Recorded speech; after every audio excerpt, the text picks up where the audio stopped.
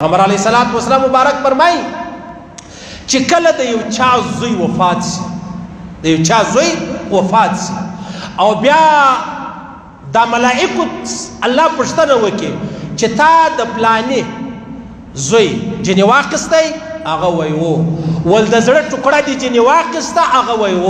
ګیلمن به در ورښیم چې کله ګیلمن الله له دې دنیا رخصتوي نو خو اوس ادې خبره شوله.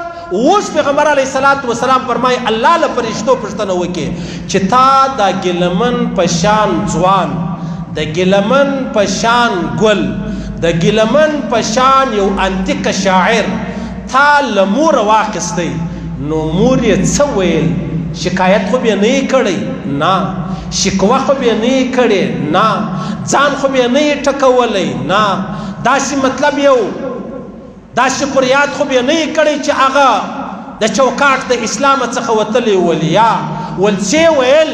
ول صرف دا ویل انا لله و انا الیه راجعون. یا الله ستا په کړو زه راضي یم، ستا په فیصله زه راضي یم. پیغمبر علیه الصلاۃ والسلام فرمایي الله فرشتو ته وفرمایي په جنت کې یو ډېر شانداره خوندور کور، یو ډېر زورور انتیک کور، یو بنګله هغه جوړه کوي، پر هغه باندې ویل کوي بیت الحمد. دا د چا دپاره؟ دا د هغه بابا دپاره، د هغه ادې دپاره چې د چا خدا مکه خدا مکه خدا مکه زوی ولاړی، یا زوی چې واخیستی، یا زوی چې د هغه وفات شو، یا خدا مکه د چا لور چې د هغه وفات شوه.